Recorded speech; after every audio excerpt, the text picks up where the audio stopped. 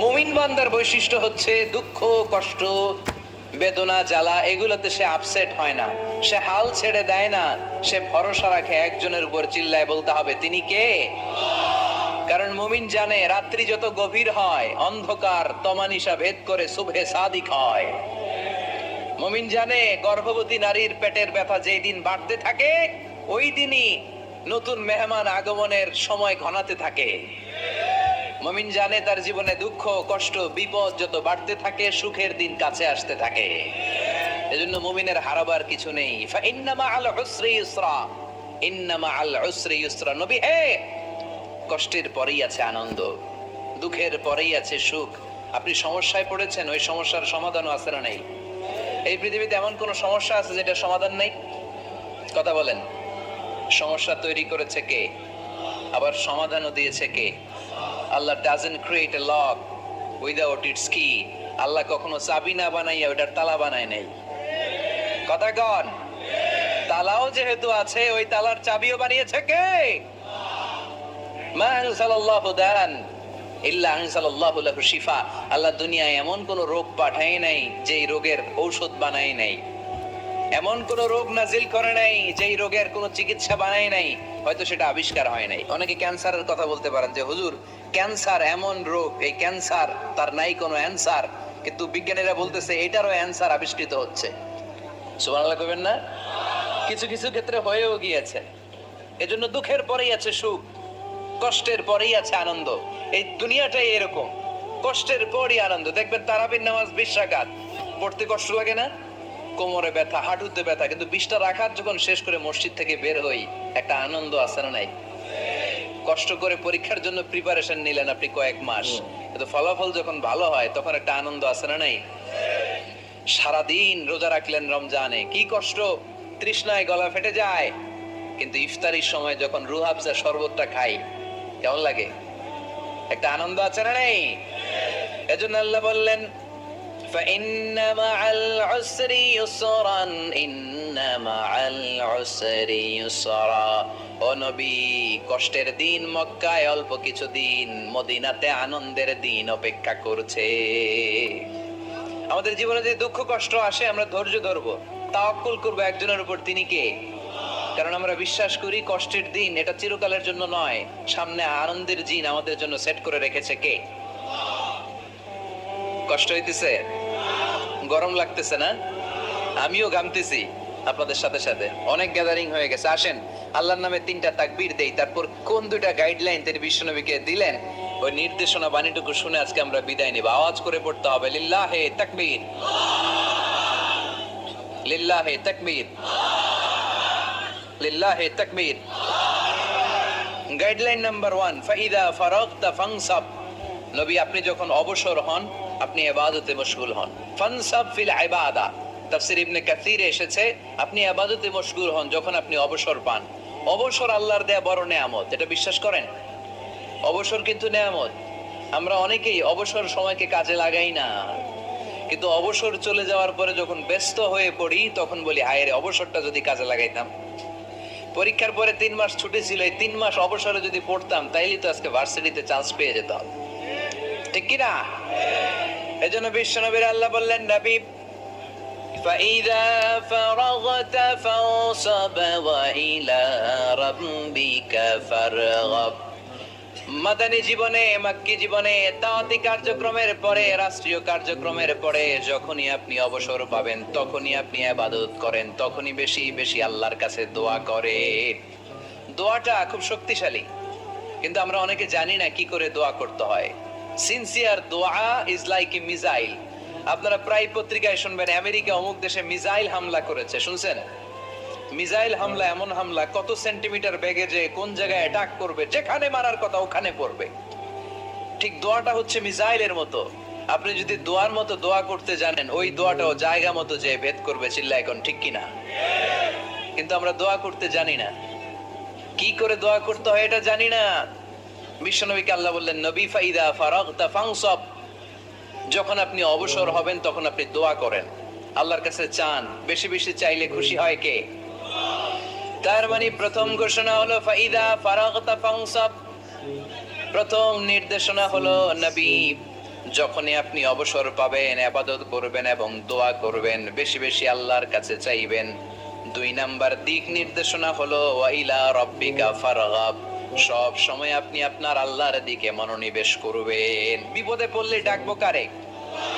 আমাদের অসুস্থতাকে সুস্থতায় পরিণত করে দিতে পারে কে? চাকরির জন্য পাগল পারা, চাকরি নাই, চাকরির ব্যবস্থা করে দিতে পারে কে? বিদেশে যেতে মনে চায়, পাসপোর্ট দিয়ে রেখেছি, ভিসা নাই, ভিসা লাগাই দিতে পারে কে? কিন্তু আমরা দুঃখ কষ্ট বেদনা কিছু একটা হইলেই সবার আগে আল্লাহরে শেয়ার করার আগে ফেসবুকে শেয়ার মেরে দেই। আছে না নাই? আপনাদের ফেসবুক অ্যাকাউন্ট আছে নাকি? কার কার আছে দেখি?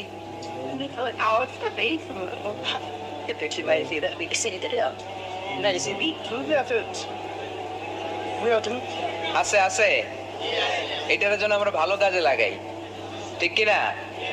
আপনি চাইলেই এমন ভাবে ফেসবুক ফ্রেন্ড লিস্ট করতে পারেন যারা ভালো ভালো জিনিস শেয়ার করে, যারা মোটিভেশনাল জিনিস শেয়ার করে, ইসলামের পক্ষে কথা বলে। আপনার এক একটা শেয়ারে অনেকের জীবন বেঁচে যেতে পারে, ঠিক কিনা? একজন মুমূর্ষ রোগীকে বাঁচাতে রক্তের প্রয়োজন, রক্তের গ্রুপ এ পজিটিভ, যারা রক্ত দান করতে আগ্রহী তারা এই নম্বরে যোগাযোগ করুন। ফেসবুকে মাঝে মাঝে এরকম নিউজ আসে না নাই? আপনি just you put down in share, শেয়ারের মধ্যে একটা পুট করে দিলেন, একটু শেয়ার মেরে দিলেন, ছড়িয়ে পড়লো হাজার হাজার ফেসবুক ফ্রেন্ডদের কাছে। তাদের অনেকে ব্লাড দিতে আগ্রহী, সে তাড়াতাড়ি যে সেখানে ব্লাড ডোনেট করে আসলো। আপনার একটা শেয়ারের কারণে বেঁচে গেল অনেকগুলো প্রাণ। চিল্লা এখন ঠিক কিনা? রক্তদানের মতো শ্রেষ্ঠ ইবাদত হতে পারে? আমরা মনে করি শুধু জিকিরি ইবাদত, আমরা মনে করি শুধু নামাজি ইবাদত। রক্তদান, এক ব্যাগ রক্ত থেকে অনেক মানুষকে বাঁচানো যায়। এর মধ্যে আছে হিমোগ্লোবিন, এর মধ্যে আছে প্লাটিলেট, আছে প্লাজমা। রক্তে একটা উপাদান আছে প্লাজমা, নাম শুনছেন? আগুনে পোড়া রোগীকে বাঁচাতেই প্লাজমা লাগে। হসপিটালের বার্ন ইউনিটে যেয়ে দেখবেন মানুষ কিভাবে চিল্লায়। নুসরাত নামে একটা মেয়ে মারা গেল না, এক বদমাইশের কবলে পড়ে মারা গেল না? তাকে আগুন জ্বালিয়ে দেয়া হয়েছিল তার গায়ে, তার প্লাজমা গুলো জ্বলে গিয়েছিল। আগুনে পোড়া রোগীর যে কি কষ্ট, একটু দেখার জন্য হসপিটালের বার্ন ইউনিটে যাবেন, দেখবেন যে কি কষ্টে আছে তারা। এই প্লাজমা গুলোকে অনেক সেন্টিগ্রেড তাপমাত্রা নামিয়ে ঠান্ডা করে দেহে পুশ করা হয়। আপনার এক ব্যাগ রক্ত থেকে প্লাজমা আলাদা করা হবে, প্লেটলেটস আলাদা করা হবে, হিমোগ্লোবিন আলাদা করা হবে, শ্বেতকণিকা, লোহিত কণিকা আলাদা করে অনেকগুলো মানুষ বেঁচে যাবে। এজন্য ফেসবুক থাকাটা দোষের কিছু না, তবে ভালো কাজে আমরা ব্যবহার করব, ঠিক কিনা? আপনার ফেসবুক শেয়ারিং আপনার জান্নাতি বানাতে পারে, আর আপনার ফেসবুক শেয়ারিং আপনার জাহান্নামের লাকড়ি বানাতে পারে। চিল্লায় বলেন ঠিক কিনা? So the decision is yours, সিদ্ধান্ত আপনাকে নিতে হবে আপনি কিভাবে করবেন। যে কোনো বিপদে ওয়া ইলা রাব্বিকা ফারগাব, কোনো দিকে মনোনিবেশ না করে কার দিকে মনোনিবেশ করব? যে কোনো বিপদ আপদ ফেসবুকে শেয়ার করার আগে শেয়ার করব কার কাছে? আমাদের যার যা লাগে আল্লাহ সবও যদি দিয়ে দেয়, আল্লাহর ধনভাণ্ডারের 1 ইঞ্চিও কমবে? হাদিসে কুদসিতে আল্লাহ বললেন, লাউ আন্না আউওয়ালাকুম ওয়া আখিরাকুম ওয়া ইনসাকুম ওয়া জিন্নাকুম, পৃথিবীর সব জিন, পৃথিবীর সব মানুষ বিশাল মরুভূমিতে দাঁড়িয়ে যদি আমার কাছে চাইতে শুরু করে, আল্লাহ এটা দাও, ওটা দাও, ওটা দাও, আমি আল্লাহ তোমাদের সব চাহিদাও যদি মিটিয়ে দেই, আমি আল্লাহর ধনভাণ্ডারের 1 ইঞ্চিও কমবে না। এজন্য চাইবো কার কাছে? বিপদে আপদে ভরসা করব কার কাছে? আর অবসর গুলোকে কাজে লাগানোর দরকার আছে না নাই? স্বাবলম্বী হওয়ার চেষ্টা করার দরকার আছে না নাই? ফাইন্নামা আল উসরি ইউসরা, ইন্নামা আল উসরি ইউসরা। নবী হে, কষ্টের পরেই আছে সুখ, দুঃখের পরেই আছে আনন্দ। সব সময় মানুষের সময় একরকম কাটে না। এজন্য আমরা তাওয়াক্কুল করতে চাই একজনের উপর, তিনি কে? এরপরে রব্বুল আলামিন বিশ্বনবীকে নেয়ামতের বর্ণনার ঘটনা শুনিয়ে বিশ্বনবীকে সান্ত্বনা বাণী শোনাচ্ছেন আর পড়ছেন, ফাইন্না মাআল উসরি ইউসরান, ইন্না মাআল উসরি ইউসরা। নবী গো, নিশ্চয়ই কষ্টের পরে আছে আনন্দ, দুঃখের পরেই আছে সুখ। সুবহানাল্লাহ। কষ্টের পরে আনন্দ, দুঃখের পরে। The struggle isn't permanent in our life. দুঃখ কষ্ট এটা আমাদের জীবনে পার্মানেন্ট না, এটা সাময়িক।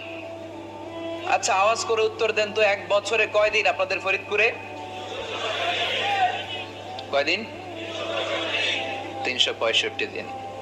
গত 365 দিনে না খেয়েছিলেন কয়দিন? 20 দিন, 30 দিন, তার মানে অল্প কিছুদিন না খেয়েছিলাম, সারা বছরই খেয়েছিলাম, ঠিক কিনা? আচ্ছা, তো 365 দিনে অসুস্থ ছিলেন কয়দিন?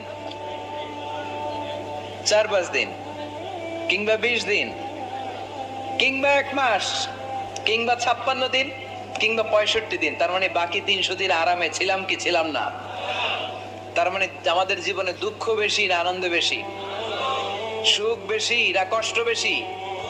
এজন্য আল্লাহ বললেন, খবরদার, মুমিন কখনো হেরে যায় না, মুমিনের হারাবার কিছু নাই। মুমিনের জীবনে যদি আনন্দ আসে, মুমিন শুকরিয়া করে, শুকরিয়া করলে সওয়াব আছে না নাই? আর মুমিনের জীবনে যদি দুঃখ আসে, মুমিন সবর করে, ধৈর্য ধরে, ধৈর্যেও সওয়াব আছে না নাই? তাহলে আমাদের সব দিক দিয়েই তো লাভ। আনন্দের দিনগুলাতে শুকরিয়া করব, আর দুঃখের দিনগুলাতে ধৈর্য ধরবো, দুইটার মধ্যে সওয়াব আছে না নেই? এজন্য বিশ্বনবী বললেন, আজাবান লি আমরিল মুমিন, মুমিনের বিষয়টা খুবই আশ্চর্যের। ফাইন আসাবাতহু সাররাউন শাকারা, মুমিন যদি আনন্দে থাকে সে শুকরিয়া করে, শুকরিয়া করলে লাভ আছে না নাই? ওয়াইন আসাবাতহু দাররাউন সাবারা, আর দুঃখে পড়লে সে সবর করে, ধৈর্য ধরে, ধৈর্য ধরলে সওয়াব আছে না নাই? তার মানে আমাদের হারাবার কিছু আছে। We have to go back to our Lord, আমাদেরকে আমাদের রবের কাছে ফিরে যেতে হবে। নাকি থেকে যাবেন? থাকবেন কে কে? কেউ থাকতে পারবো না। This is the nature of life, এটাই জীবনের নেচার, থাকা যায় না। বাংলাদেশের একজন আপকামিং স্কলার, খুব ইয়াং এন্ড এনার্জেটিক একজন স্কলার, শাহাদাত হুসাইন খান ফয়সাল, আজকে মারা গিয়েছে, শুনেছেন? গতকালও আমি দেখছিলাম তাকে, গতকালও তরচাদা যুবক, আজকে নাই। This is the nature of life. কালকে হয়তো আমি থাকবো না, হুট করে চলে যেতে হয়, ঠিক না? এই যে জীবন পরিক্রমায় আমরা আসি, থাকি, আবার চলে যাই, এরপরেও আমাদের টনক নড়ে না, আমাদের হৃদয় বড্ড পাষাণ, আমাদের এই হৃদয় নরম হতে চায় না, আমাদের চোখ বেয়ে পানি নামতে চায় না। এটাই জীবনের নিয়ম, চলে যেতে হবে। দাদা চলে গেল, বাবা গেল, আপনি যাবেন না? এটা কি ভাবেন? এটা প্রতিদিন ভাবা দরকার যে আমাকে চলে যেতে হবে। আমার পরবর্তী জীবনের জন্য, পরজগতের জন্য আসলে আমি কি করছি? আমরা শুধু ছুটছি, পাগলের মতো শুধু ছুটছি। আমরা ব্যস্ত, মহা ব্যস্ত, সুপার বিজি।